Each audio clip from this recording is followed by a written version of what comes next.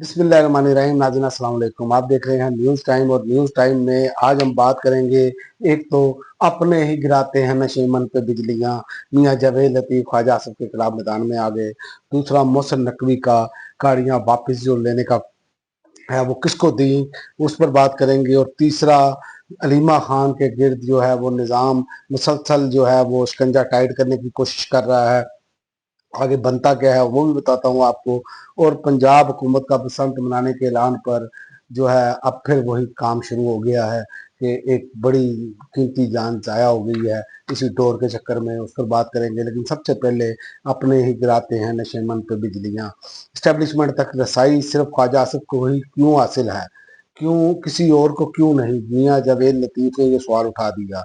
उन्होंने उर्दू पॉइंट के पॉडकास्ट में जो है वो गुफ्तगू करते हुए कहा कि आप ये बात करते हो कि ख्वाजा आसिफ खुद कहते हैं कि उन्होंने 2018 में इस वक्त की आर्मी चीफ को कॉल की और मेरे साथ क्या हो रहा है, तो फिर रेहाना डार तो बात करेंगी।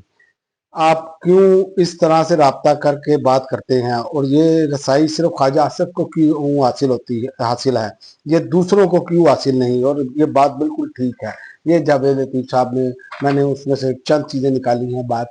लेकिन बात वही है कि ये देखें ना, अब इनके अपने लोग मान रहे हैं कि इलेक्शन चोरी हुआ है। ये इशारतन बात क्या है? और यही है, ये सब कुछ यही हो, ये सब मानेंगे। याद रखे, अल्लाह ताला हमेशा सच सामने लेकर आता है और ये सच कभी छुप नहीं सकता।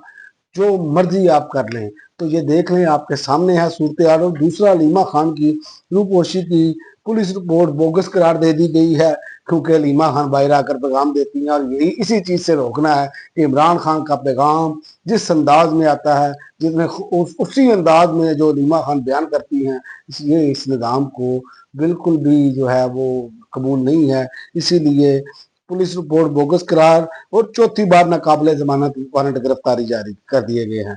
इस ज्यादा दहशतगर्दी अदालत ने जमानती मुचलके जब्त करने और अलीमा खान को दोबारा 10-10 लाख रुपए के 2 नए जमानती मुचलके जमा कराने का हुक्म दिया है। तो ये हालात हैं हमारे कि इस निज़ाम को इमरान खान तो क्या, इमरान खान के जितने भी वफादार हैं उनसे डर लग रहा है क्योंकि आगे ही से हेल अफरीदी जो है वो KPK के वजीर आला बन चुके हैं।